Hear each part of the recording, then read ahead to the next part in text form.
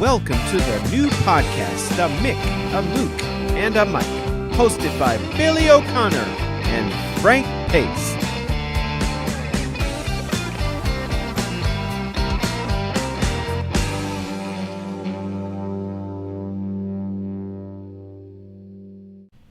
Alrighty, it's Saturday, the 19th of September. I'm Frank Pace. There's my partner, Billy. Billy. It's an Irish name. Billy O'Connor. There you go. So, Billy, we had over 6,000 views on a 9/11 show last week. What an exponential jump. I mean, that was really gratifying. Wait. An exponential jump? An exponential jump. What does that mean? Come on. It means compounded. I think we had 1,200 or 1,300 views with Billy Van Zandt. Yeah. And to jump to almost 6,000 views is really gratifying. And I got to tell you, I heard from firefighters that I hadn't heard from in 20 years. And actually reached out and told me that they really loved the show. Well, that must have made you feel pretty good. Yeah, because, 20 years of my life, I never would want to write or talk about firefighters without the real love I have for the profession. And reverence. And reverence for certain guys. Like we talked about the exceptional men like Patty Brown, etc. And then I had put up a post on Facebook recently about Patty Brown's last transmission, and they told him, get out of the building. And he says, I'm not coming out. I'm refusing the order, and I'm continuing up. I have too many burn victims. Wow. Which is, it was gratifying, really gratifying. Frank, and I owe that to you guys, Derek, and you for starting this whole project. But today... Not yet. Not yet? First, we're going to apologize to our viewers because we had promised that they would have the book this week. Right, that's true. I'm at a loss for words, but we have a paper shortage in this country. I hear we have a coin shortage, and now we can't get paper to produce enough books because so many books are being published during the COVID crisis that everybody wants books. So the book will be out in about 2 weeks, I believe. But so there you go. United States is a paper shortage. So from now on, I recommend using both sides of the toilet paper. we want to save the trees. You understand? Well, unfortunately, probably the reason was paper shortage is because everybody was hoarding toilet paper. You know what? Who knew that when the COVID thing comes, the big rush was going to be for toilet paper to save the day? I mean, it's unfathomable. You can never underestimate the intelligence of the American public. You really can't. No kidding. No kidding. So Lincoln said that. Now you can introduce our guest. Now I can tell you that I am honored. I mean, that I'm lucky and fortunate that Frank is from Jacksonville, is an old friend of NBA, ABA legend, Hall of Famer, Artis Gilmore. And we have never in my wildest dreams did I think I'd be sitting at a table talking to Artis Gilmore. Well, stick around, pal. You're about to witness him in the flesh. But first, Derek has a little introduction of Artis, about a 3-minute piece that'll give everybody who isn't aware of who Artis is. I don't know who that could be. For all your people in Eastern Europe. Here you go.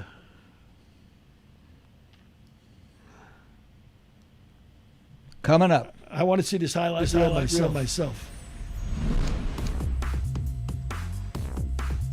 At 7'2" and 240 pounds, Artis Gilmore was the most imposing player in the old ABA. Gilmore turns around and shoots and scores. What he did in the ABA should not be forgotten. See, when you start talking about the elite, the diesel engines versus the locomotives, he was an absolute monster. As a collegian, Gilmore led Jacksonville University to the 1970 national title game, and his 22.7 rebounds per game remain an NCAA career record. When it was time to turn pro, he also showed off a polished sense of humor.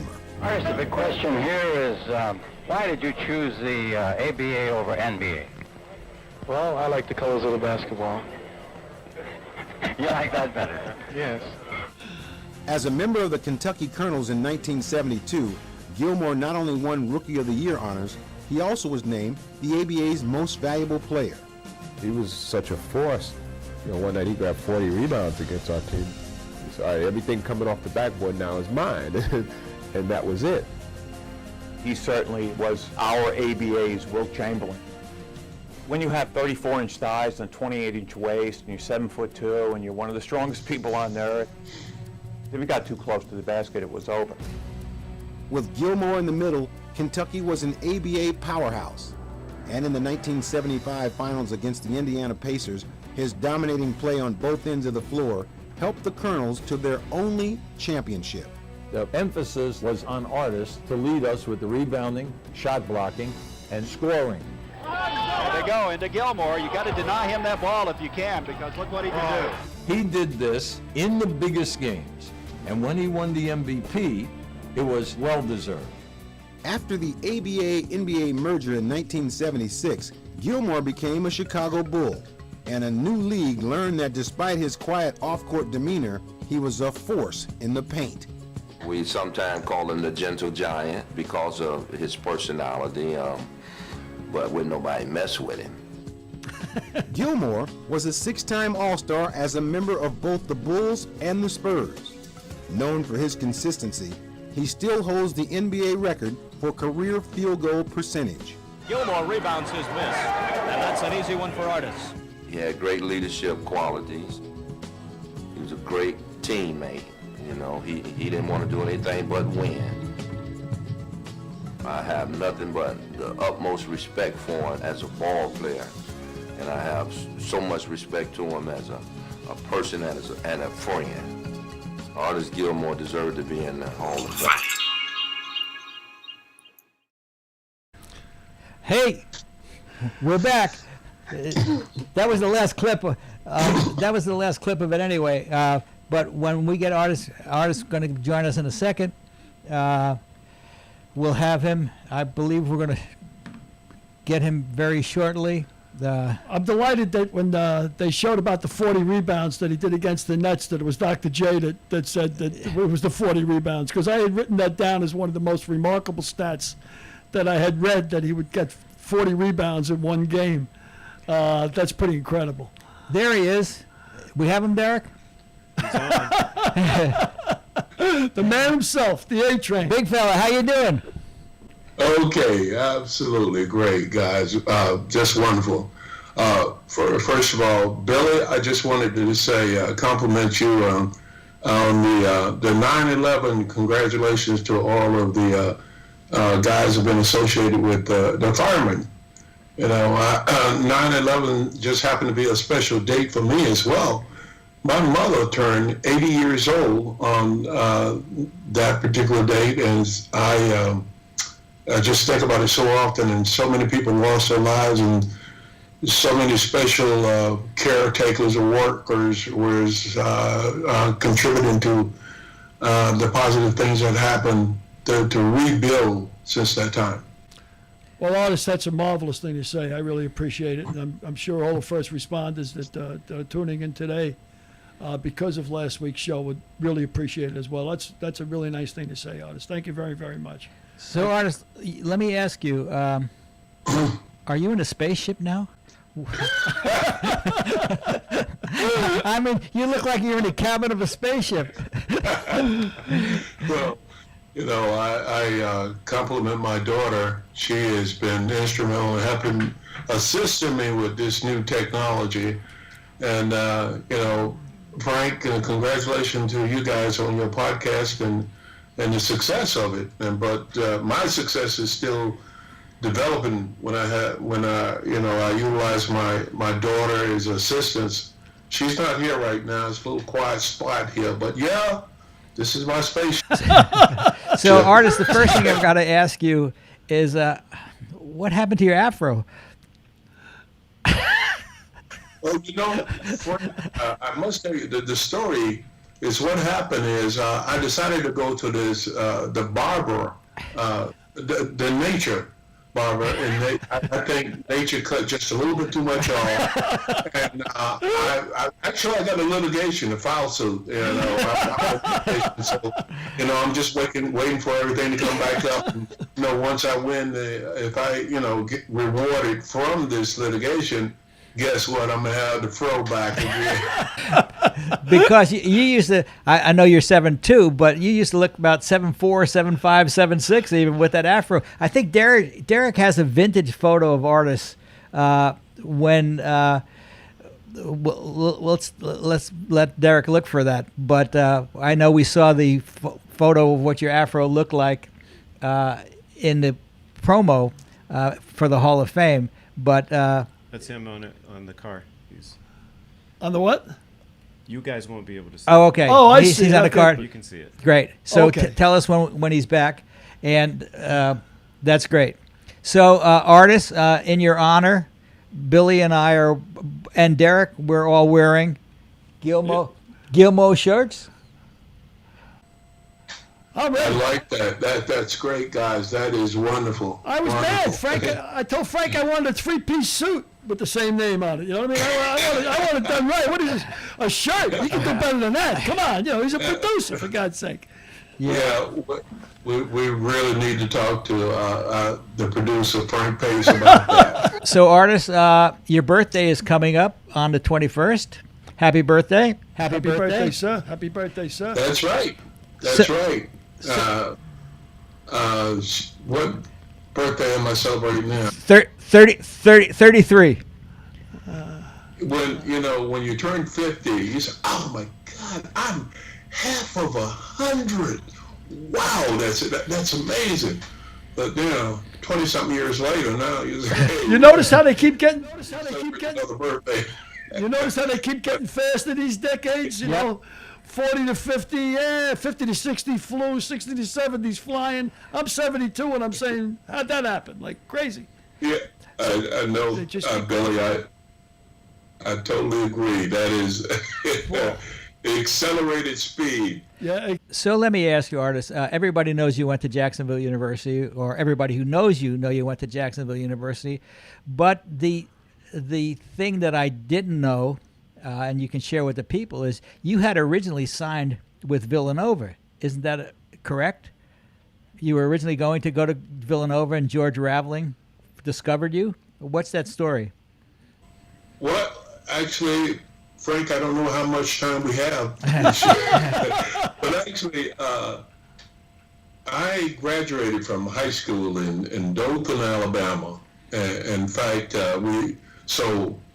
during that time playing basketball with the holidays, we played a basketball game up in, Montgomery from Dothan is up about 100 miles or so. But anyways, all the recruit, we're still talking about segregation and all black schools and that time frame. Of course, John Lewis's era. During those ball games, we played about 4 ball games in one day, and only the scouts were at this particular these games. And George Raveling and Eddie Holbrook and just a host of other scouts were there, coaches. And so because of academic issues in high school, the best choice was for me to attend Gardner-Webb, and because of the academic aspect didn't you go to Villanova first with Howard Porter? No, we were there. Okay. Because I'd spoken with George Raveling, and we were working out, and hopefully that I would be able to get my grades up and everything, and join them. But during the summer, I spent the entire summer in Philadelphia. Well, I said Philadelphia. Where is Villanova located? Philadelphia. Well, that's close enough. Yeah. So, we were there. I remember Jack Kraft and George Raveling. George was just an assistant during that time. He wasn't really just actually part of the staff. I think later on he became part of the staff, but mainly he recruited me, and we were there with Howard Porter, and we played quite a bit of basketball. But in the fall, that's when I returned to Gardner Webb. But as Gardner Webb extended, their intention, initially the intent was to move to a 4-year program. But they were a junior college There was a junior college, yes. When you went there. Yes, when I first entered, and then the objective was to add a 3rd and a 4th year, and I would have been in that class, the first graduating class. But other things developed and other things happened. My dear friend, who was my real dear friend during that time, he said, "Man, listen, I was recruited." And what was his name, Artis? His name was Ernie Fleming. I was going to get to that eventually. But anyways, Ernie and we decided to attend Gardner Webb at the same time. Yeah, that's my friend Ernie. And so Ernie was recruited by Joe Williams and Tom Wasden during the time he was at Durfee High School in Fall River, Massachusetts. And so after that, Ernie's grades were not that of whereas he could enter straight into JU. So we both were there together at Gardner Webb, and then Ernie said later, "Man, I'm not going to stay here any longer, but I'm going to contact Joe Williams and hopefully they will accept me to come to. I think I can get into at Jacksonville." And so he said, "Would you like to come along with me?" And he said he called Joe Williams in and wrote him a letter and says, "Yeah, I'm ready to come to I'm ready to come to Jacksonville University. And I have this friend of mine too, and he's about 7 feet tall. He'd like to be my teammate." And of course they asked, "Well, who is this guy?" And I said, "Oh, Artis Gilmore." I said, "Well, okay, we go up and take a look at him." And some of the stories that Joe Williams and Tom Wasden can share with you that are pretty interesting, really fascinating. So, Artis, I know the Gardner Webb is in Boiling Springs, North Carolina, and I know you were faced with some real challenges there and some prejudices there. How did you get out of Boiling Springs? Is it true that they smuggled you out? Somebody smuggled you out? That's the closest thing to it. And, I think just paranoid that we were concerned about the coaches and the staff, that they certainly would have the airports covered and the bus station. So Ernie and I had a friend of ours. We jumped in the back of our car and moved to the state line and made that transfer with the personnel from Jacksonville, and that's where we was able to move forward rather than go through the preliminary process, which was catch a flight or a bus. And I think, as I recall, you told me that they smuggled you out late at night because you didn't even want to try to leave Gardner Webb during the day so that nobody could spot you. Why? Would have been a backlash? Is that it? Or yeah, Gardner Webb was going to become a. Their intention was they were moving forward with the additional program school senior moving. It was going to become a 4-year school. And Artis and Ernie were eligible to leave. I got you. Now I understand. I thought they smuggled them out like in a rug, like Cleopatra. Like, they got to get them out. They almost did. I believe Artis told me they put them under a couple of blankets and went in the back seat of a station wagon. Let me ask you two guys. That sounds good, Frank. Well, it sounded good when you told me it. Well, during that time, I had some really deep thoughts about issues that we all were facing during that time in the country. So it was a very uncomfortable time. I remember back in '68, of course, that they had just assassinated Martin Luther King, and I think I was a freshman at that time. So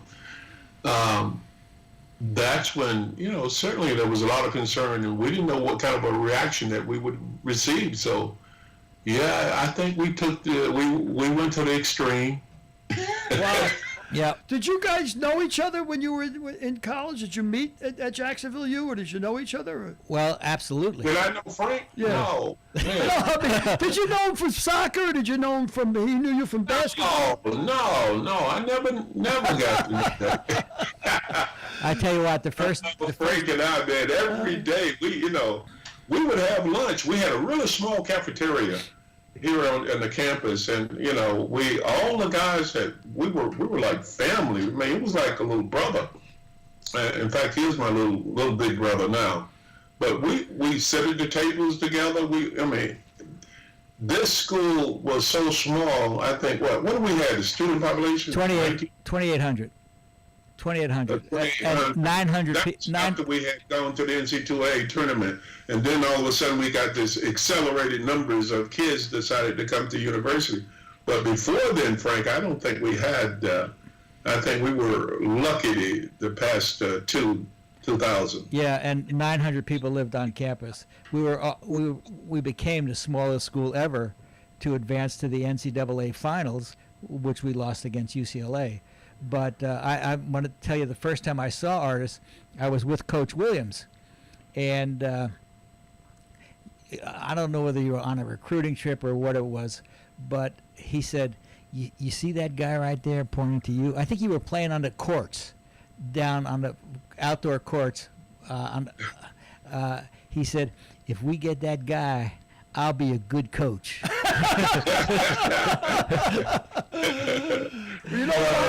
Those his favorite words. He and Tom Bowles. He said, "Man, you made me a great coach, and so he made me a great player as well." Well, when you guys played UCLA in '69, right? 70. 70. Okay. 69 season. And I was always a big college basketball fan, and I could never put it together why I didn't remember that game was because I was in Vietnam that year. And we didn't watch the NCAAs. But I had seen you about a decade ago in the stands when Jacksonville University was playing a preseason game against the University of Florida. And I'm 60 years old as a freshman at the University of Florida. And I used to go to every basketball game because they had the 2 championship years there that year. And my friend Matty Kilcullen, who's a friend of Frank's as well, was coaching Jacksonville U. And I saw you in the stands. I was about 3 rows behind you. And to be honest, you're not hard to pick out in the crowd, And I didn't say anything to you. I said, that's Artis Gilmore. And I couldn't put it together, Jacksonville U or that championship extraordinary run for a small school against UCLA, because I had been in Nam and I couldn't figure out why that year was missing. Yeah. Billy, it was the technology. We passed information. I think they said they used Pony Express. Yeah. Like I like to tell my grandchildren, I said, "How old are you, Grandpa?" I said, "I was around when the Dead Sea was still sick." I've been around a while. So, why don't you go into a little bit about your relationship with Coach Williams, Artis? What was it about Coach Williams that made you feel so secure? Frank, a couple of things I mentioned earlier. Just a few years earlier, I graduated from high school in Dothan, Alabama, and schools were during that time was segregated, and my hometown was from Dothan, about 32 miles, west, right across the Florida line.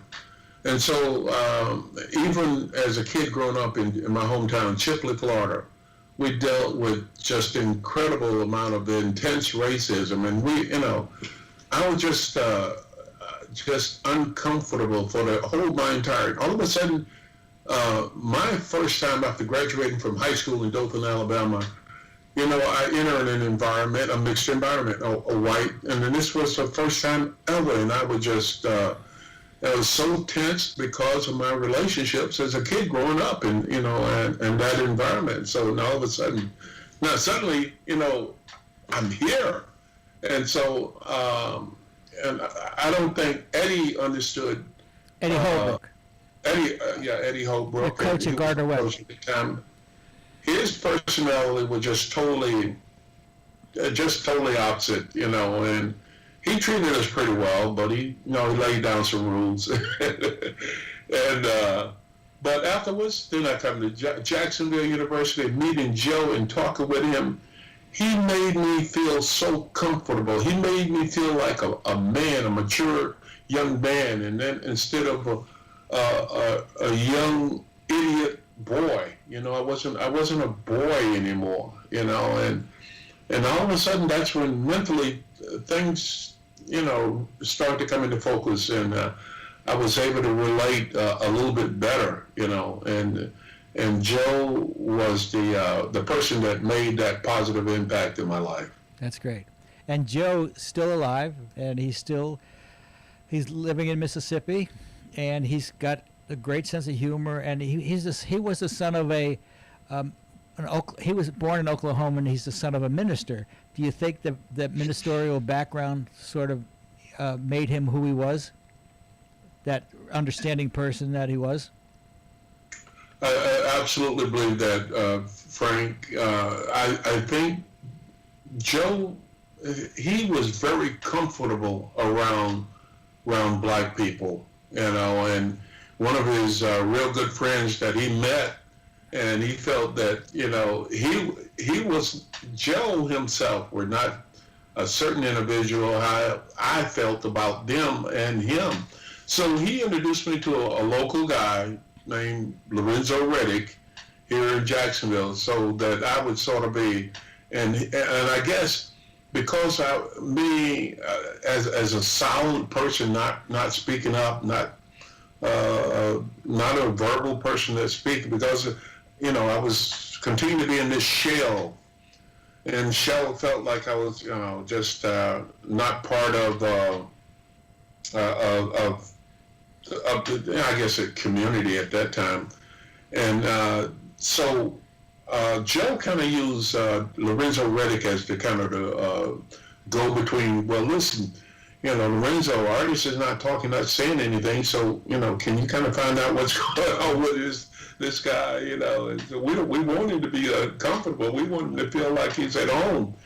And so between the two of them, then Joe was able to relate to me and understood, what it was like to be able to deal with a young black kid. I remember in an article in Sports Illustrated, December of '69, I think, when you had just gone up to Evansville and won that tournament, said, Artis speaks in hushed whispers as if he's been yelled at too loud in his life. And that was a very moving something that it made an impact on me, because you were so sensitive and so kind, but it was like you had been yelled at too many times in your life growing up.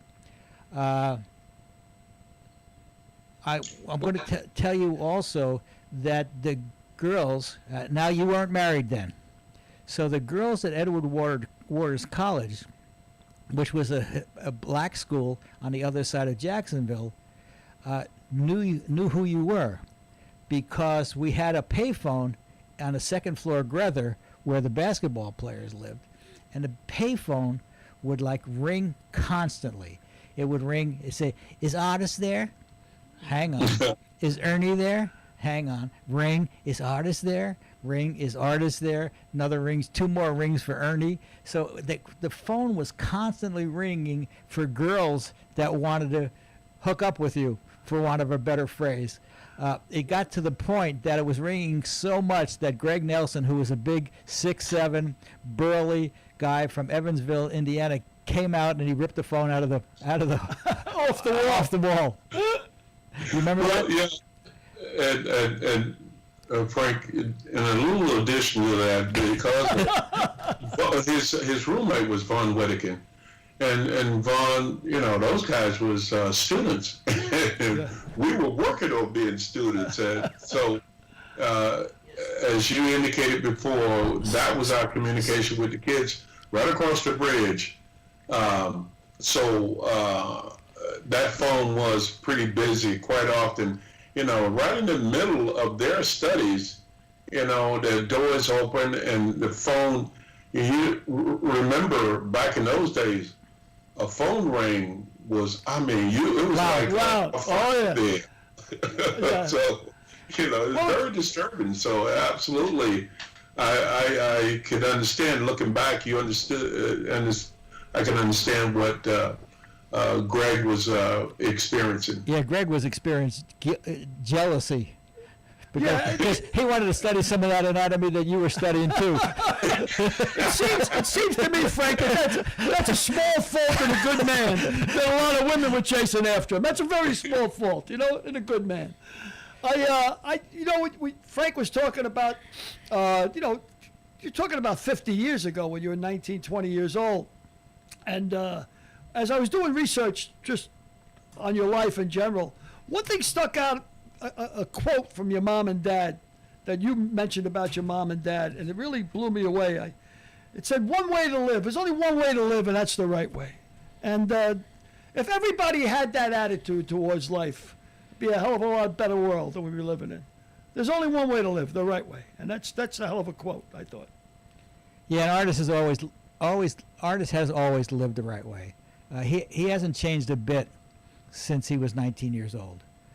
And that's a great thing that I can say about you, and it's a great achievement that you've accomplished, that despite all of your accolades and all of your fame and everything, you haven't changed one bit. You never forget where you came from, and Yep. that's not something you can say about a lot of guys. I can think of some of my childhood friends that, regardless of how far they go, they never forgot where they came from. That's real people. So, Artis, talking about the 69. One thing, let me ask. I wonder if I haven't forgotten about all those things, if I could go back to my house and get some additional hair.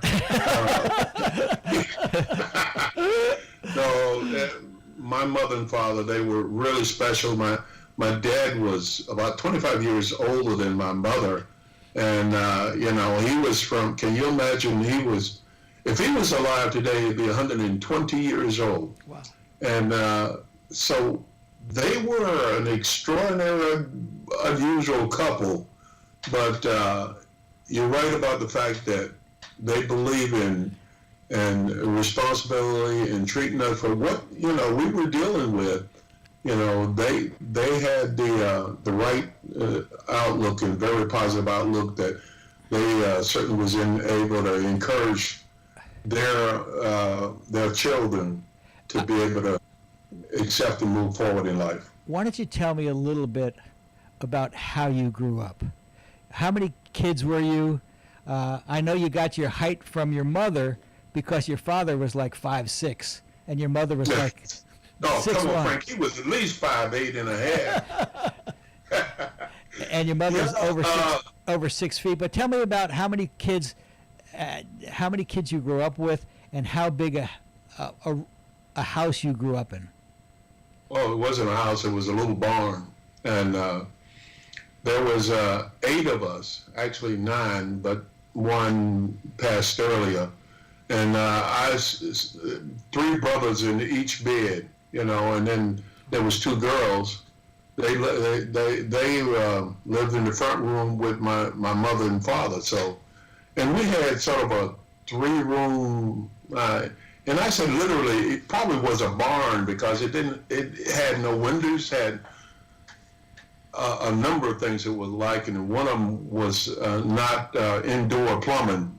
So we had just a pretty extraordinary environment growing up, and I remember that story I was sharing with you earlier. I went to New York and I was had my own bedroom, a little 1-room place, and I was working and everything, and I said, man, it's such a difference when you turn over, you're not rolling over, making contact with one of your brothers, other brothers. So, but it was pretty tough special. Yeah.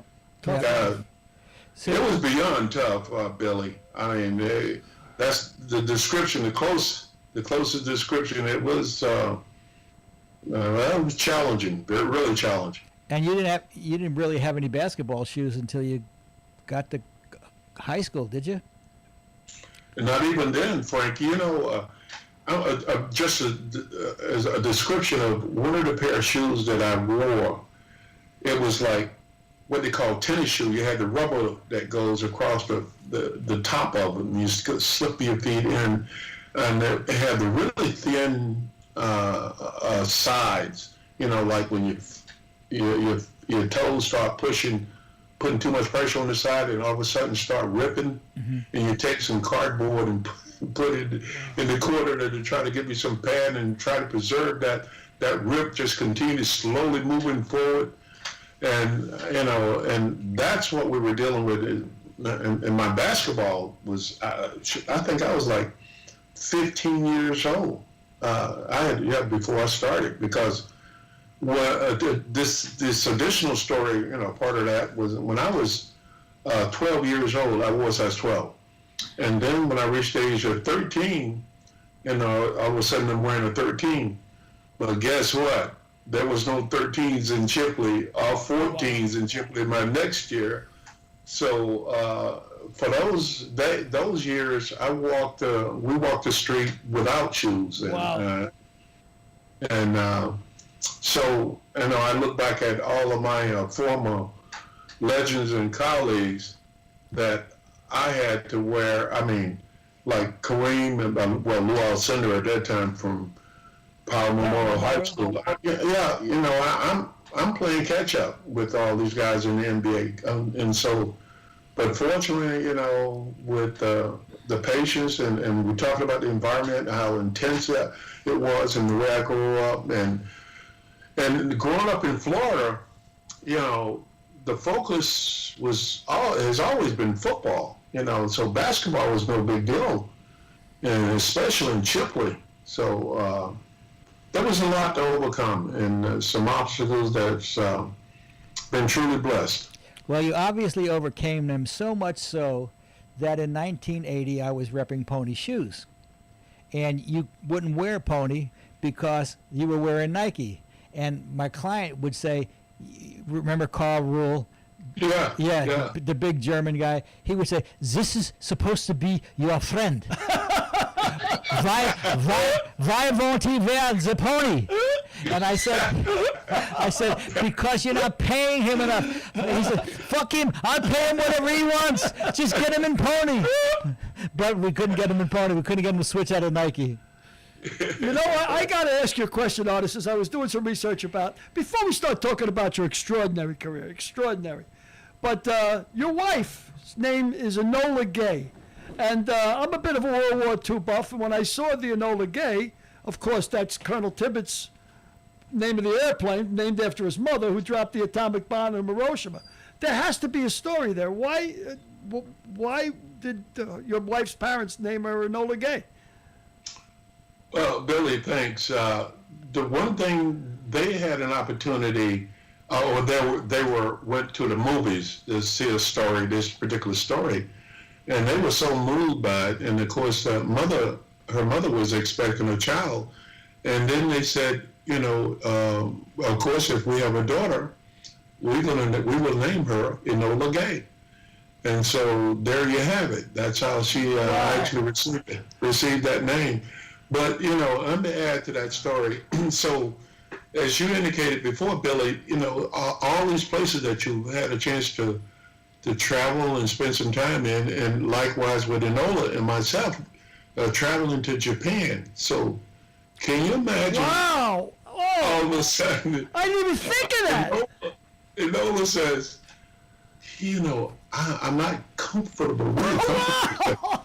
I'm Miss Gilmore, Miss Gilmore. So finally, she was pushed.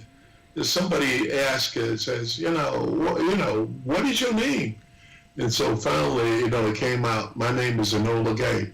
And they said, oh, wow, famous name, a very famous name in Japan. Oh, so, I bet it's a famous name in Japan. Yeah.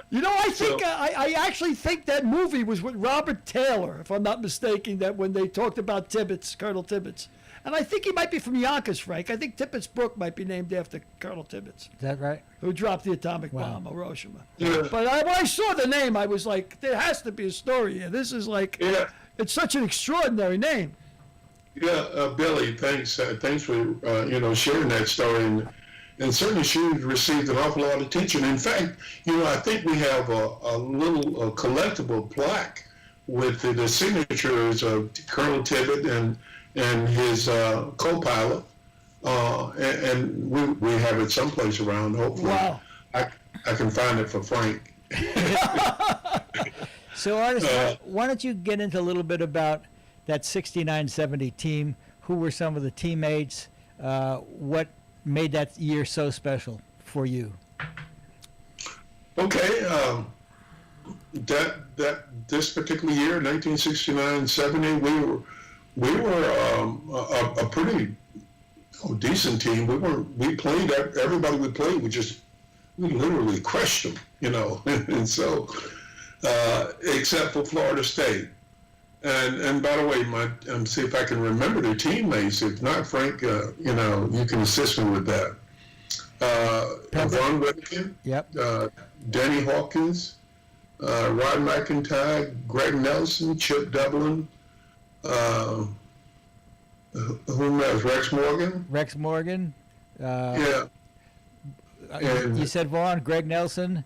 Yeah. Rusty. Vaughn, Rusty. Curtis. Rusty Baldwin, Curtis. Curtis Brewer, Ken Selke. Ken Selke. Yeah. And that group of guys, if we were continuing to talk about the race relationships back during that time, and then of course it would continue to be very tense.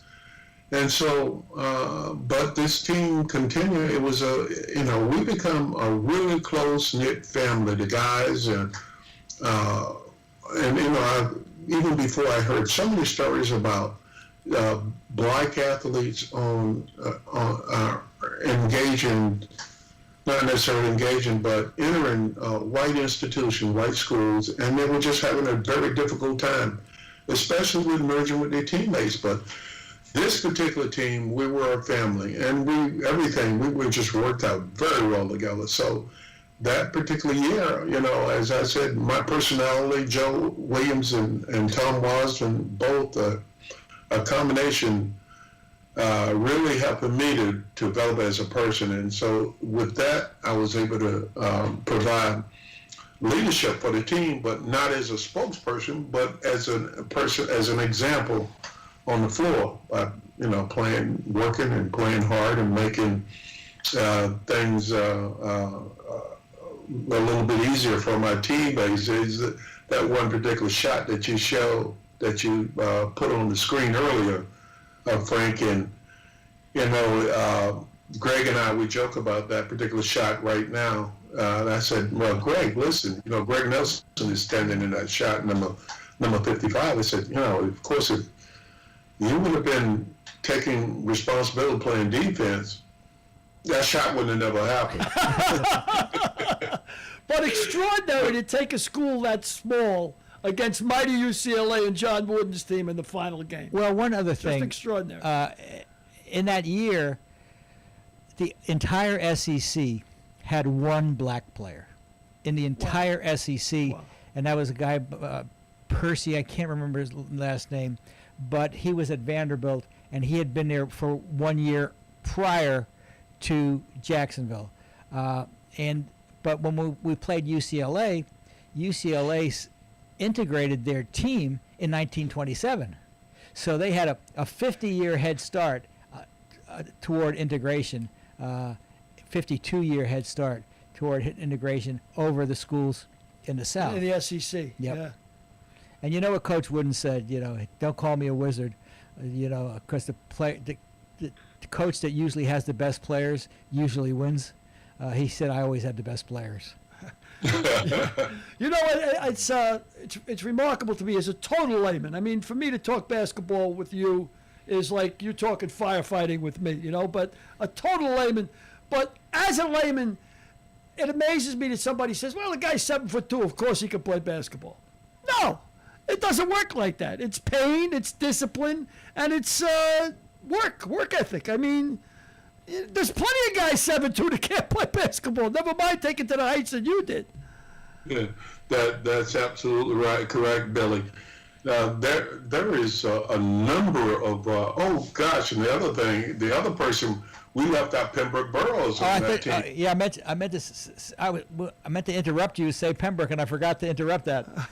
Pembroke was a 7-footer. Was also 7 foot, and Pembroke was a great player, and he would have been an outstanding professional player, but because in those days, if you get drafted high, then I think Pembroke perhaps was maybe a 3rd round draft choice, and he probably should have been, gone much higher than that. But anyways, when he tried out, and if they had NBA squad, if they had a 12-man roster, and all the guys had guaranteed contract, no matter whether they was making $25,000 or $30,000 a year, they were not going to cut an individual for that amount of money, and so.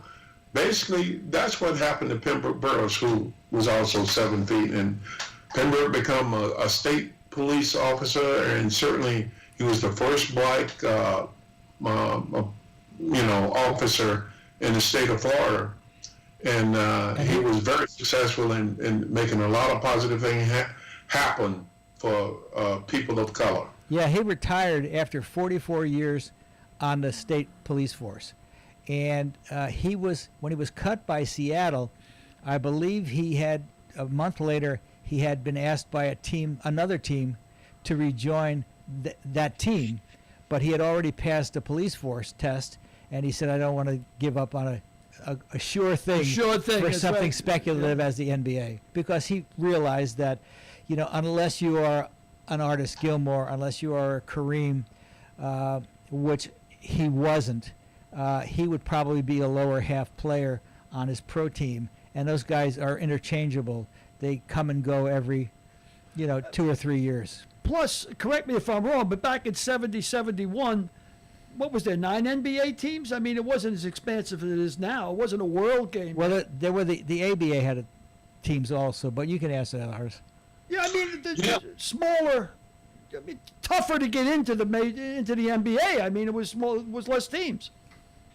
Absolutely, Billy. One of the things that was so different about the NBA is that, as I mentioned earlier, if they had a roster, and I think probably the top guys were making probably close to $100,000. I remember this one story in particular, especially when Bill Russell and Wilt Chamberlain was competing against each other, and then one of the guys came up with his contract. And maybe it was Bill Russell. He said he got $100,000, and then Wilt negotiated his. He wanted $101,000. So, but you look back in that era. No, there was not. The guys were not making an awful lot of money, and if they had a 12-man roster, and the guys go from making $50,000 down to like $20,000. Number 12 is making $20,000 a year. They were not going to cut that individual to bring a new rookie up. So those are like guaranteed contracts, and when like release that individual and paying like now popcorn money, not even popcorn money. That's in the league today. And because also. The black players were still dealing with a lot of prejudice then. So the 3 or 4 guys that were making $20,000, if they weren't superstars, they would keep them around if they were a white guy, but they would change them if they were black guys. Well, back in that era, back in the 70s, early 70s, I guess late 60s, there was a number of great left-handed centers. I mean, Willis Reed, yourself, Lanier, Cowens, Lanier, Walt Bellamy. Was Walt Bellamy left-handed? I don't know if he was. It seemed to be a lot of great left-handed centers. You're right, Billy. There was a large number of left-handers in the game, and certainly competing against so many of them.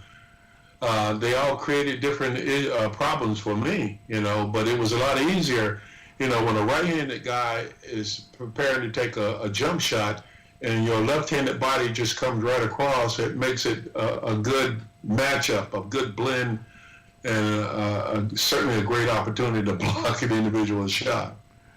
When you talk about left-handers, Artis, you're pretty unassuming, but I'm going to ask you a trivia question. Do you know who the greatest left-handed scorer in the history of professional basketball is? Bill Russell. Try again. Oh, the greatest left-handed scorer in the history of professional basketball. This is ABA and NBA now. This is ABA and NBA. Merged. Oh. Oh, let's see. Don't say it was me. It was you. No. It was you. Artis Gilmore. You see, I keep up with all the stats, and that's one. I got all of the stats, you know. Well, you were saying how these left-handed players created problems for you. You got to see the way that people talk about you. And some of them talking about McAdoo and Walton and Jabbar, and they talked about you as the best shot blocker ever. I mean, they talk about you as creating nothing but problems. Right. Well, you know, there was a challenge, and certainly I enjoyed the challenge. Every night when we had a challenging matchup, you know, like if I'm playing Dan Issel, when of course after he had departed from as my teammate, or either Dave Collins, you know, they created different issues for me when they take the ball on the perimeter and they could take the jump shot around right around the foul line. You know, having to go out and chase those individuals, and then they're able to put it on the floor and drive it to the basket. So, and Kareem, of course, coming across the middle with that hook shot, that created a problem for me. So I found different ways to challenge those individuals. With Kareem, you know, I force him. He was catch the ball in rhythm coming across the lane with that really fabulous hook shot. But if I forced him to change his rhythm a little bit, he was not going to be quite as successful as as a teardrop. Yeah, it wasn't as automatic. Who would you say was the toughest center for you to play night in and night out? Well, every night, as I said before, between Bill Walton, when he was healthy, he was just a tremendous player. In fact, we played them, and that was the year, 77, 78 is the year they eliminated Chicago and moved on to win the NBA championship, beating Philadelphia. That's with Portland? With Portland? Portland Trailblazers, yeah. I really think you guys should have won that series. Yeah, we should have. Yeah. You imagine it was a 3-game series, the best of 3, and we should have won it. Yep. We played first in Portland, then flew all the way back to Chicago, played one, and then flew all the way back to Portland and played the third and final best 2 out of 3. And we actually they had Dave Twazik, Maurice Lucas, and Bill Walton. And the 3 of them in the last 40 seconds or 30 seconds, they had fouled out of the game. And they had a couple of points in a lead. And I know that a coach called timeout and said, let's get the ball into the big guy. There's nobody there. I think they had O'Neal or somebody. There's nobody to challenge him in it. But anyways, we inbound the ball, and one player... Norm Van Leer. Norm Van Leer. We didn't function as a team. We had talked about what we wanted to do, execute. Norm Van Leer. For whatever reason, it did not go as well, and we ended up with one of a left-hander taking a jump shot around the foul line and missed it, and the game was over. Oh, man. Yeah, they should have won that game. And I believe they could have beat Philadelphia in the championship as well. So I want to ask you a question. I don't know if you even want to go there, but I got to ask you because as a layman, who was the biggest trash talker that you ever ran across in the NBA? I mean, there had to be a lot of guys breaking balls, and you were known and noted for being unassuming and, quiet guy, gentle giant. Who was the guy who was the biggest ball breaker that you ran across? Well, it mostly was out front with the guards. The big guys, you know, you didn't talk trash because you know you can get it put back in your face. You know, say, hey, you say, well, okay, man, this one is right in your mouth or something like that. Then you know that guy's going to come back and probably bring it to you while you're not ready. So there was not a whole lot of trash talking, especially on the low post, but out there on the perimeter. You know, the last few years I played with Larry Bird. Well, last year against and with Larry, and of course Michael Jordan played against him in my last year. You know, with him at the very end, half and half with him and half with Larry Bird before my 17-year career of professional basketball in America ended, and then of course 1 year in Italy. So Larry used to get after it pretty good, huh? Larry Bird? Oh man, he's unbelievable. What are some of the things he would say? I heard that. Sorry. My last year I'm there. Just we're getting ready to play. We're finishing up, going into the half of the season, the All-Star game, and so Larry was preparing for the three-point shootout. He said, "Hey, the rest of you guys can hang it up." And I think Danny Ainge also earned a spot on that on the team as a three-point shooter. But Larry said, "Hey, this is mine." He said, "Yeah, let me put a mark on my head." So, and you all will be able to see that what I'm telling you, this is it. It's mine. The trophy is mine. And guess what? The trophy Larry went out and he won it. I mean, he just said he was going to do it, and he did it. So, Artis, when you were playing in the NBA, you guys had not the support that the players have today by the team. So why don't you tell me, when you went on the road for 3 or 4 or 5 games, you had to do your own laundry, correct? And some people didn't do their own laundry. Why don't you tell me that story? Well, quickly, we had, they gave us, they was really nice enough to provide us with 2 jerseys. For the season. You carry it on the road with you.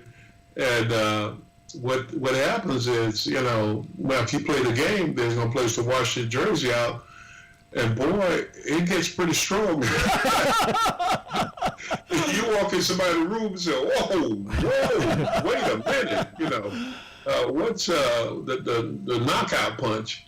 So anyway, let me tell you a quick story about one of my jerseys. So I went in there and just kind of put it in the sink or in the tub and put some water on it, and of course squeezed all the water out. And so I said, well, this I need to dry so I can be ready for the game tomorrow.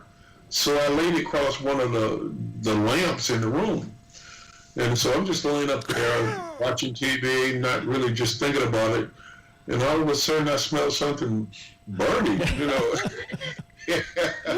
I said, oh, wait a minute. Oh, my God. I went over there, grabbed it off, and had all those little burnt spots down there. And I said, but, it's not really that noticeable. It could have been really, really serious. But that was the way that we had to deal with. And then another issue is, back in those times, you check your luggage.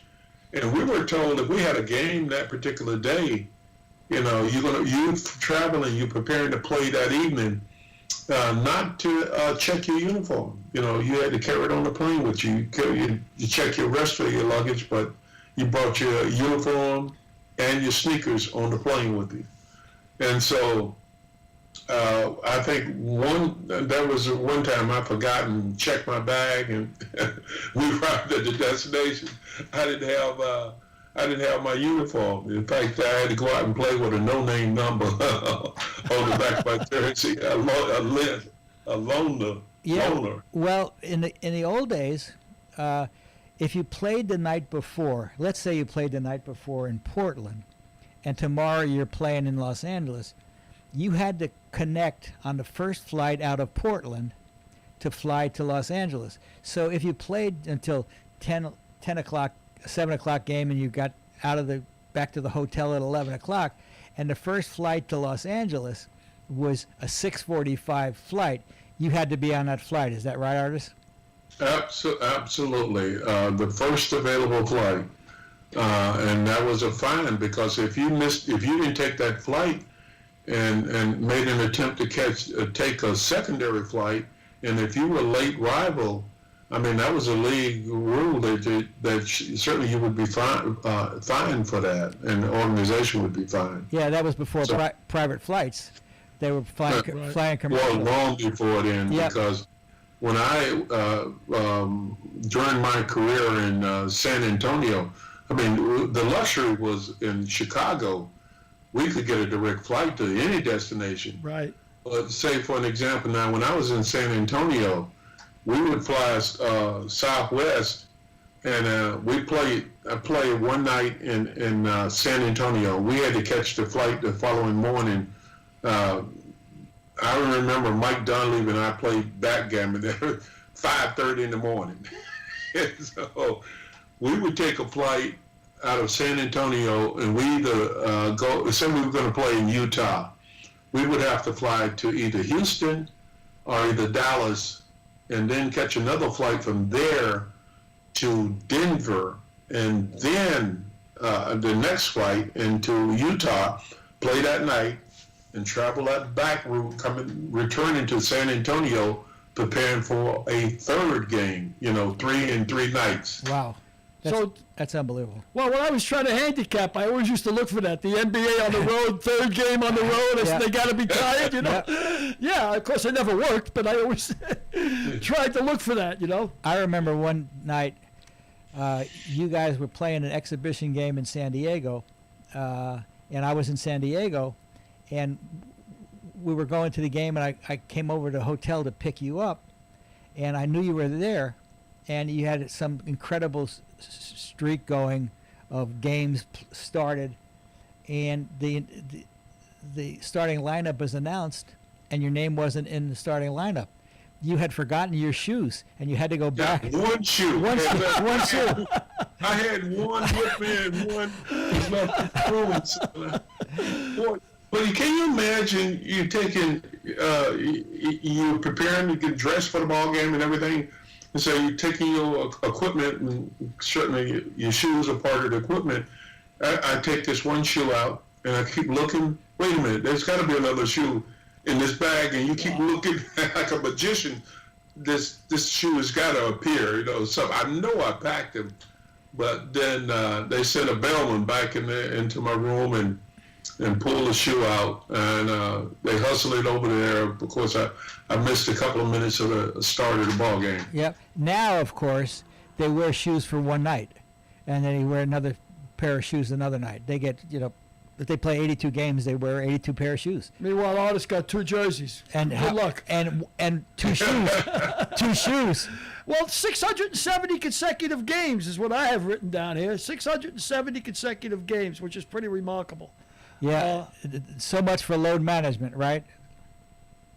They said load as much stuff as you can on Artis.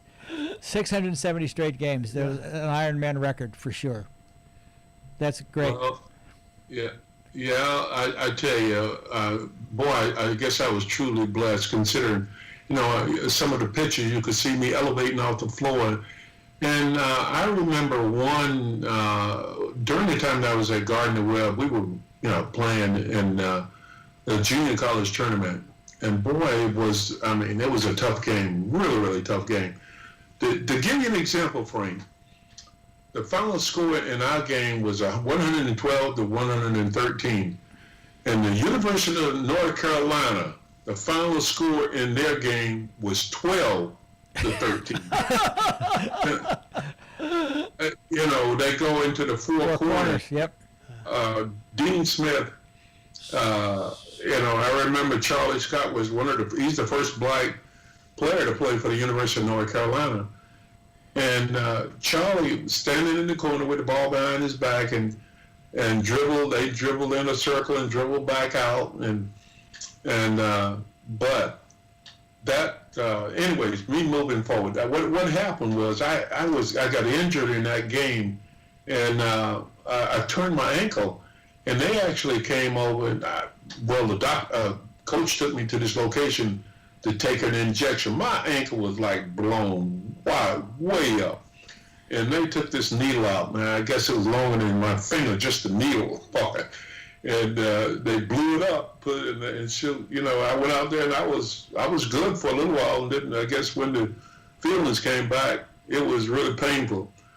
But that particular incident, and I had a couple of others, one before, even when during the time I was with the Colonel, but not any of those incidents ever interfered with the fact that I was ready to play the next night. So I'm going to put you on the spot. This is not fair because you're going to say, "Oh shit," you're going to kill me. Oh, should I say this? Yeah. Oh shit first? No. Okay. If you had to pick your top 5 teammates of all time, what would your Artis Gilmore All-Star team be? Well, can I put them up on Mount Rushmore? Yeah, sure. Yeah, okay. What would Artis Gilmore's Mount Rushmore be? And oh my God, that is such an incredible. I mean, if you look at, I go from Jerry West, Wilt Chamberlain, Bill Russell, Dr. J, Michael Jordan, even now LeBron. Man, I love LeBron. His versatility, being able to play them all. He played all 5 positions in the game. But for me, I just don't know how I could do that. I think back many years ago in my rookie year, I remember meeting Joe Louis at what was the hotel out there he worked in Vegas? Oh yeah, I know. I can't think of it. Sinatra got him that job, I believe. I think it was the Sands, but let's say no, it was not the Sands. Let's say it was Caesar's Palace. Caesar's Palace, okay. Right? It was at Caesar's, but my point is, can you imagine? Say, who's the best? Joe Louis, Muhammad Ali, Sonny Liston, and that's the same way I would try and describe, man, Magic Johnson. He was just unbelievable. Larry Bird was phenomenal. Bill Russell, you remember watching him in the black and white show, the movies, the basketball games, and the big, huge game was on Sunday when it finally came on television. It was Philadelphia with Wilt Chamberlain and Bill Russell. Great match, always a matchup between those two. But to take the both of them to put on my team, and I'm looking for Michael Jordan. I want to put Magic Johnson on there, and I want. Oh gosh! How about some white guys? Well, I said Dan Issel. I gave you Bird. And Dan I Issel. forgot. Wait a minute. Is Jerry West white? Last time I looked. But for 5 guys for you to play with, that would be compatible with your style of play, who would be a forward? Who would be a 3 guy? One guy to handle the ball, a shooting 2 guard. A shooting 2 guard. Well, man, shoot. I don't know if I would put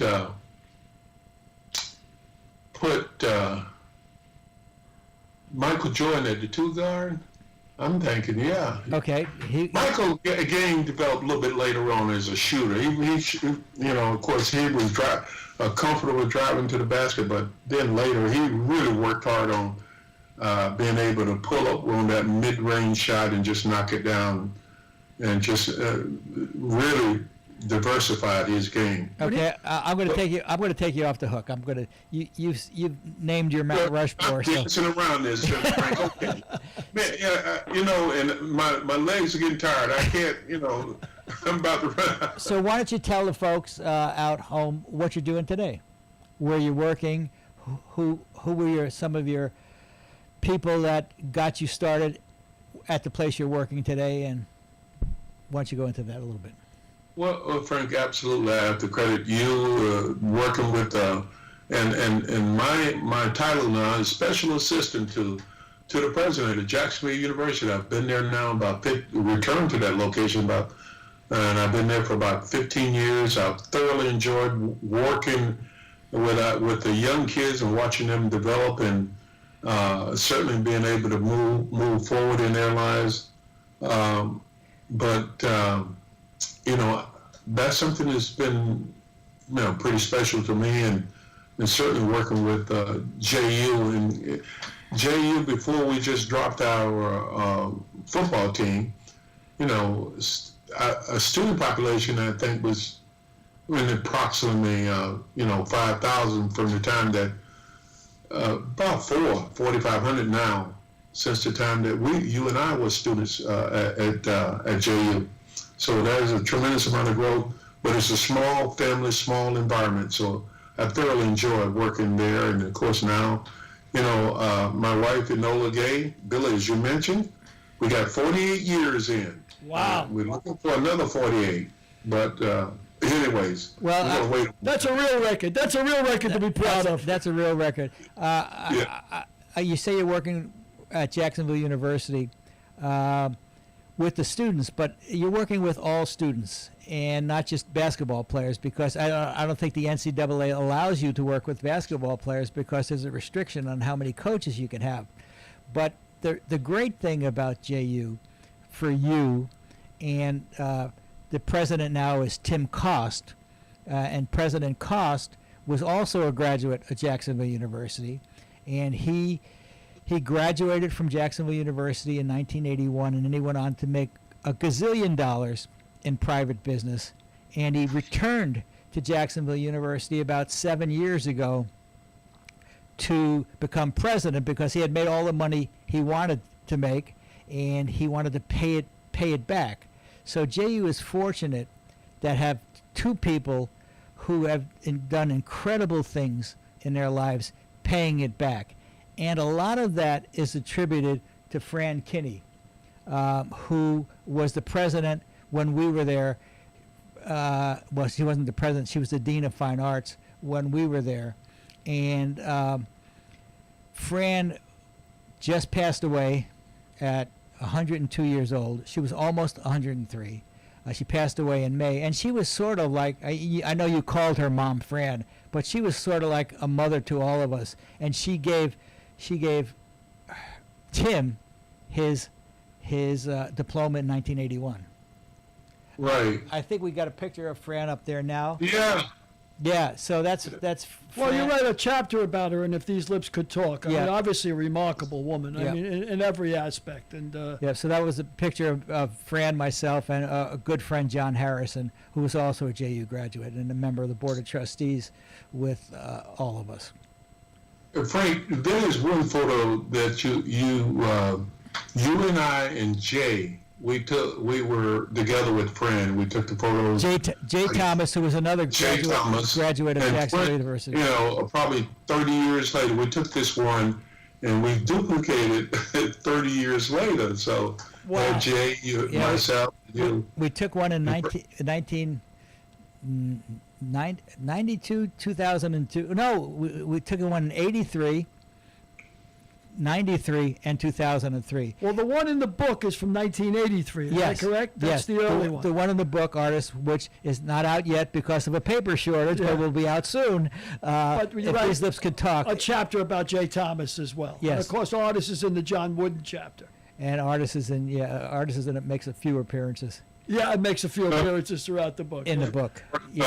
I'm looking forward to getting in the book, but. We don't have to ship any trees out there or anything, right? So you can have some paper. They're burning down left and right, so you may have to. Yeah.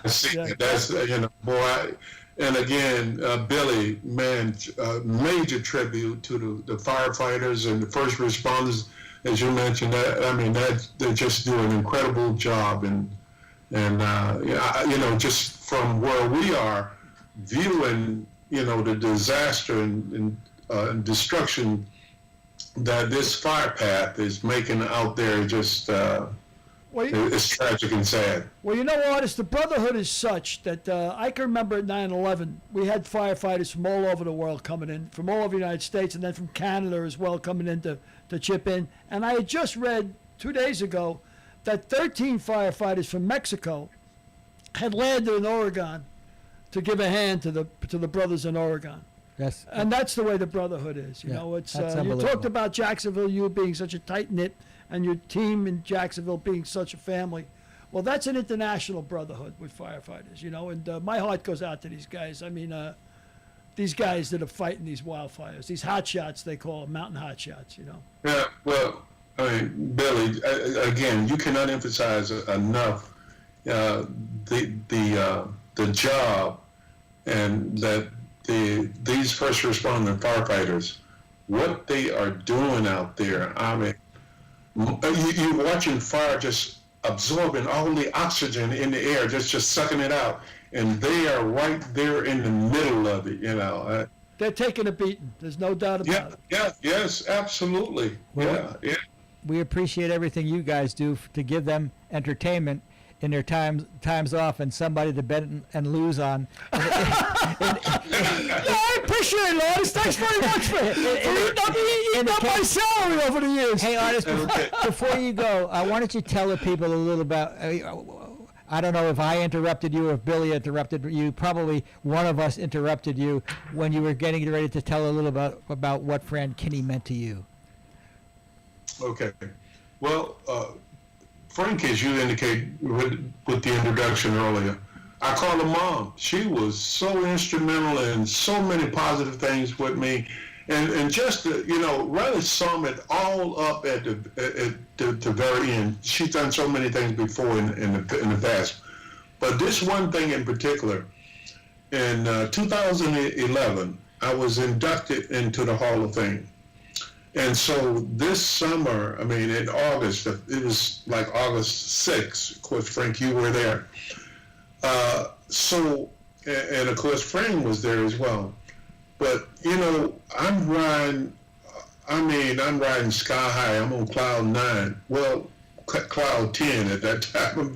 I'm just enjoying life. And so we come back and return in the latter part of August. Bill Gay, whom you know, Frank, and that's another name. And Bill Gay recently passed away in his 90s, and he was like Artis's Jacksonville father, and Fran was like Artis's Jacksonville mom. Yeah. Well, anyways, I wanted to share a little bit about Bill Gay, but I will in a minute. But what happened was, I returned, as I said, and Bill Gay and his company, they host a picnic, and they've hosted this picnic for 50 years or maybe even longer. The length of the time of his company, existence of his company. So okay, we hosting this picnic, and it's like 110 degrees. I say 10, maybe 5 or so, but with the humidity and everything. It was really hot, like in this valley. So I'm out there, signing autographs and drinking soft drinks and eating ice cream instead of, hydrating with water. But anyways, later that afternoon, I went out, man. I just really had a hard fall in my house and messed up my arm. And so I went to the hospital. I was in the hospital for, about 4 or 5 days at this particular hospital. I'm not going to mention the name. But anyways, during the time I'm there, so after getting checked out and everything, so on a Thursday, I'm thinking perhaps they're about to release me from this hospital. And instead, the doctor said, well, we're going to have to put a stent in your heart. We're going to have to do some surgery here, and we're going to do this. And I said, wow. So I called Mom Fran and shared that story, and she said, oh, no, wait a minute. So we're going to get you over to Mayo Clinic. And she did. They made sure that I was able to get to Mayo Clinic.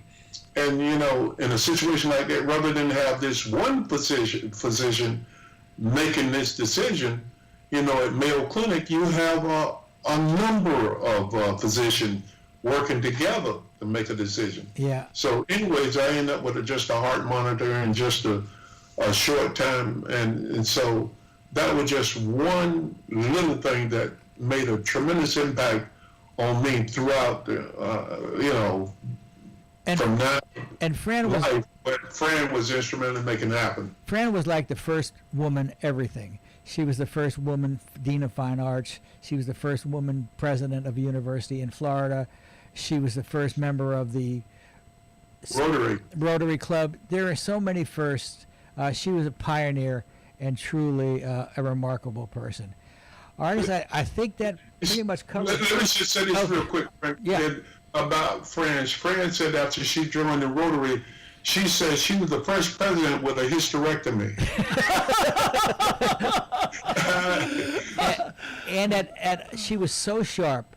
At 100 years old, she gave the commencement speech. She became the oldest ever to give a commencement speech. She did 30 minutes at a college campus. She did 30 minutes off the top of our head without a note, and she, at 100 years old. At 100 years old, amazing. Yeah, absolutely phenomenal. That's the stock. Great month. That's the stock that we're from, Artis.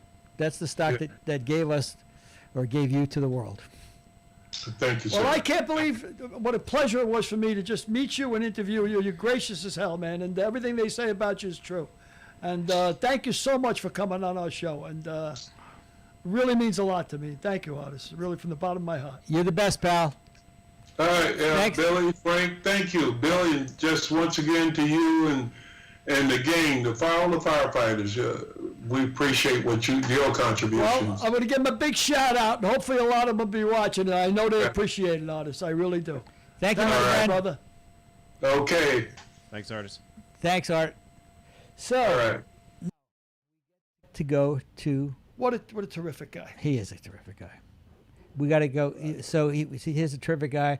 I've known him for 50 years. What a gracious 50, man. I mean, years. you could just talk to him all day. Just a sweetheart. Yep. Really, really a gracious guy. Frank. Yep. My hat goes off to you for having him on the show. Well, our hats goes off to each other for whatever we do every week. So it was really cool. Last week was a great show, and this week will be another great show.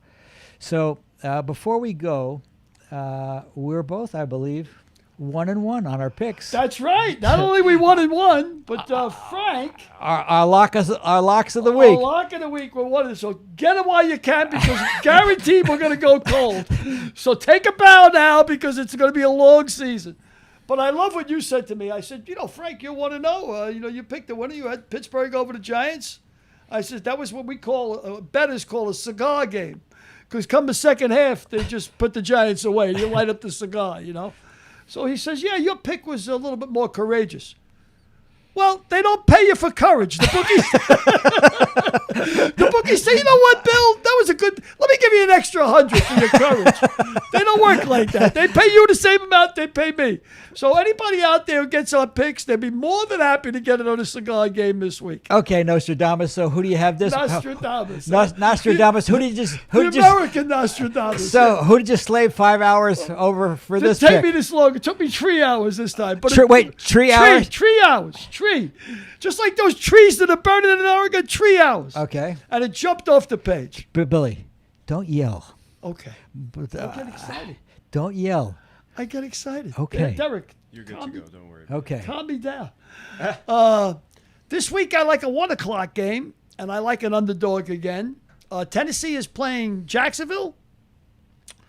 They opened up at 9. I believe the line is down to 8.5. They're an 8.5 point favorite over Jacksonville. I like Jacksonville plus the 8.5. That's my lock of the week. I do like that one also, because I don't think Tennessee has ever beaten anybody by 8.5 in their lives. But you just got this Jacksonville thing in your head anyway. Jacksonville, you. Well, that's correct, and I am partial to Jacksonville. But that said, I believe that's a good bet. But let me see now. I have spent no time. I don't know what game That's is coming. That's another thing. I spent 5 hours. You spent 5 seconds. And we both ended up with a winner. Okay, so Derek, what's the game this week? Game is San Francisco and the Jets. San Francisco at 6.5. What you got? No brainer. San Francisco will win outright. Yeah, they're 6.5 point favorites. They got to win by 6.5. They will win by at least 6.5. And I don't even know. Now you can tell me where they're playing. Do you know where they're playing, Derek? I think they're in New York. Well, they'll still win by. San Francisco got beat last week. That's right. They're going to become hell's a burning. Now, let me just put a word of caution out there. Now, neither one of us, you got to realize, are going to go have 8-0 or whatever. But the bookies don't put this line up there because they want Frank to buy a new house. And it looks pretty easy. San Francisco 6.5 over the Jets, but well, that's like what you I said. That's what you say. They put those lines up laser accurate. That's so what you say. We shall see. So, I like Jacksonville. Frank likes San Francisco. So next week we have Chris Cope on. Why don't you tell us a little about Chris? Oh, Chris Cope is a very, very funny comedian, up-and-coming comedian. Of course, he's been crippled a bit by the COVID because most of the comedy clubs are closed. I met Chris my first year at the University of Florida, and Chris was doing comedy already. He's been headlining. How old is he? He said he's 27, 28? No, he's older than that. He's been headlining since he was 19. He's about 35 years old now, Chris. But just a very, very funny comedian, Well, and a comic that doesn't depend on rote jokes. You know, he works with the crowd. He's a crowd pleaser. So we'll see him next week. And I want to say to our watchers, our viewers, if there's any kind of a guest that you would like to get us to book, we'll try to book anybody will be an entertainer or not specific, but specific areas, entertainment, political guests, any kind of guest you want. I'd like to suggest a few porn stars, Frank, if we could swing that. If you could. That's why we. Yeah. Okay. If you can get Ron Jeremy. No, I wasn't thinking about him. If you can get Ron Jeremy, who's now is now beyond. I was thinking about the female side, Frank, yeah. and I wasn't really thinking about Ron Jeremy so much. You know. Well, there you go. So our book is entitled "If These Leaps Can Talk." It now is not going to be out this week, but it may be out by the end of next week, and I'm guessing it'll be out October 1st for sure. There's still plenty of time to advance order the book, and with that, we'll say, see ya. See you is right, and thank you very much for tuning in again. We really appreciate it.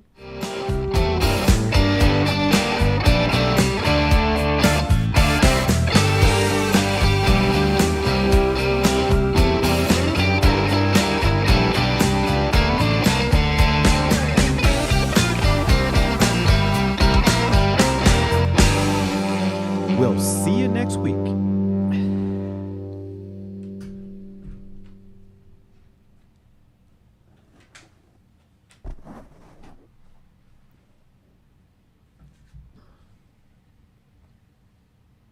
You clear?